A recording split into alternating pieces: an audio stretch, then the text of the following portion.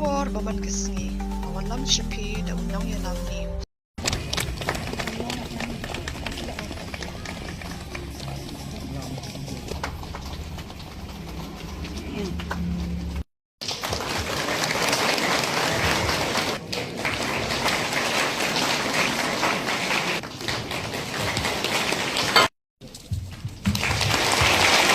I hereby announce Shillong Polytechnic Diamond Jubilee celebration open.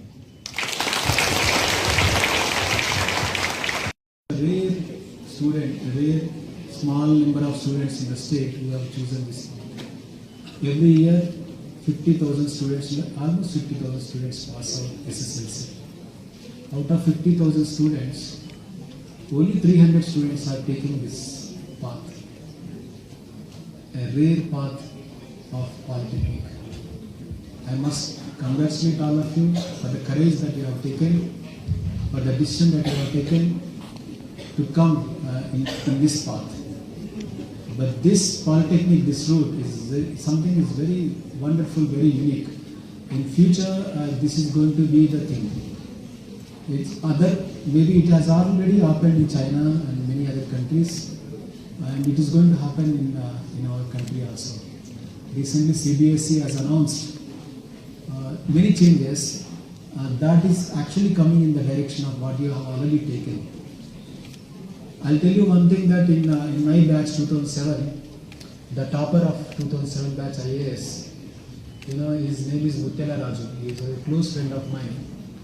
And the unique thing about him is that he did Polytechnic. After he did Polytechnic, he did electrical engineering. And then he went to IASC Bangalore, he did his MTech.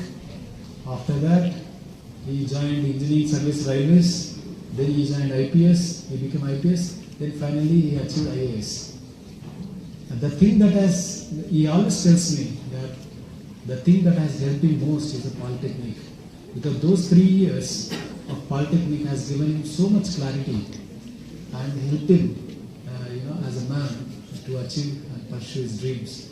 And he never said 10 years of study you do, but now it's better to shift, and because this the regular education that is there, class 10, then class 11, class 12, and it's too much studies, it's too much gathering of knowledge.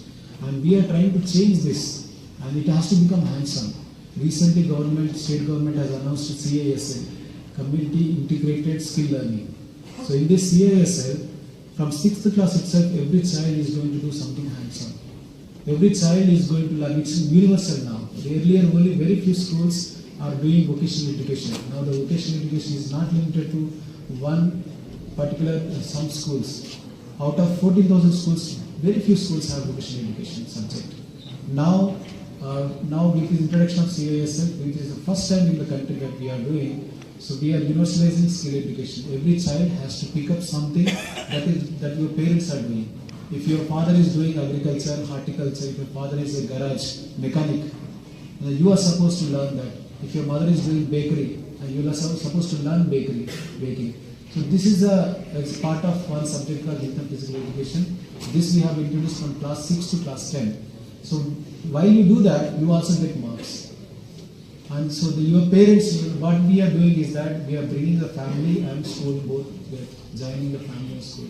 And parents will become integral part of your teacher, so that you start respecting, not everybody starts respecting what the parents are doing, what mother is doing, what father is doing. Just because mother is sitting in bazaar and sitting in front of shop doesn't mean that, and then you have studied. You don't need to look down on whatever the parents are doing. You should also respect. That's the idea, that you also should sit in the shop and learn, help your mother, your father, and you achieve marks. So that is the wonderful initiative our state government has done, and this is going to vocationalize the future. That's the correct thing that you have taken. We are doing that. In fact, we are vocationalizing the future. The future belongs to you. We already started in Google recently announced that has taken some of the recruitment they have done without any degree. They are not actually valuing the degrees. If you know the subject, if you know how to repair a car, if you know IC engines, if you know 2-stroke, 4-stroke, if you know how to open a car and then you can repair, that's enough for them. If you can code something, you can help them with the coding, that's enough. So your degree, what you will do with your degree? If you are MIT graduate, what is that? You solve the problems, that's what the companies want. So all these big companies, they started recruiting people who have skills, not those who have degrees. So this degree system is going to go for a task, and this new culture is going to come with AI. A lot of people are doing jobs. When this AI comes, and you are the one who is going to actually peak out, because others, they're too much academics. But the Polytechnic is something that you learn in the lab. Most other things that you learn is the day-to-day problems. Recently, with the intervention of your principal, we have introduced IRG policy. It has long overdue, but it has come.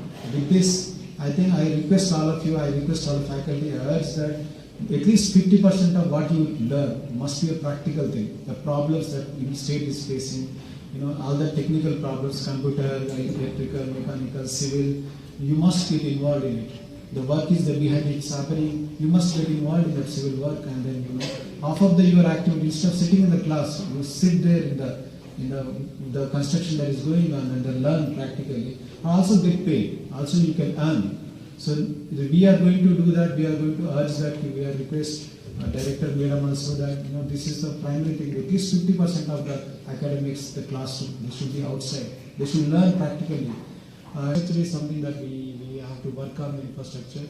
I request that Directorate should process the proposals, and because before, at least we should next when we close the ceremony in September, October, when we conclude this diamond celebration, perhaps we can extract a promise announcement from Honorable Chief Minister or Honorable Minister about all these projects that you have listed out. So that would be wonderful for this Polytechnic. And this Polytechnic should lead other Polytechnics. There should be inter-class learning. Joy Polytechnic, Tura Polytechnic, they should come here and they should go there. I request that you should work out something like that where you can learn from each other. Of course, the trades are different, but still there are a lot of things that are in common. We have very good facilities here, and of course when the engineering college comes up, there's a lot of things, it is going to be very dynamic, and this is going to be the center of engineering, and a lot of things are going to happen. The state government directorate has to invest a lot here, and there's a lot of potential. That this will be the center, because NIT is there, of course, but NIT is not going to support the state government so much. But we have to come up, and we should ensure that the engineering and the engineering booms here in our state, and we have our own engineers in our state, so we can who can find employment, also who need not to travel outside to find employment. So with these few words, I am extremely happy to be here, and I would like to thank Principal and all the team who are working with the reception committee and all the committee. Wonderful performance for all the students. Electrical engineering could also perhaps learn to work on live solar electrification projects in nearby rural areas, and this could perhaps build skill, confidence and community impact. We say vocationalizing the future would also perhaps align with green and sustainable livelihood. We are also witness to climate change. As you know, recently in Garo Hills, the hailstones were so huge that they actually damaged household property and even broke the windshields of vehicles. Many damages were there. And everything is so unpredictable. There's so much of climate change. So this is a pressing concern. And vocational education perhaps must lead the transition. Training youth in rainwater harvesting, waste management technologies and renewable energy systems, conservation of nature, protection of water, catchment areas, and so on, could perhaps create both employment opportunities and environmental stewardship. Shillong Polytechnic, with its 6 decades of legacy, could lead this transformation and therefore evolve from a center of learning to becoming a hub of applied innovation relevant to our state. Our state is rich in natural resources, but with very fragile ecosystem. We may perhaps dwell on that too.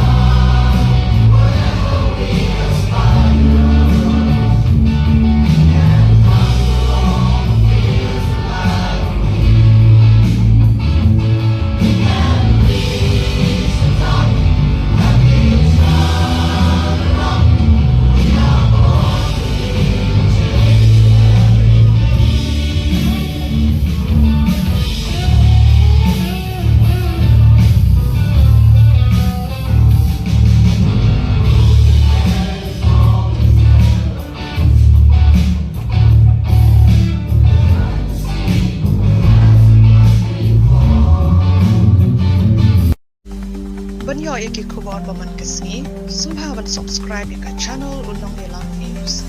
Kumle shibu.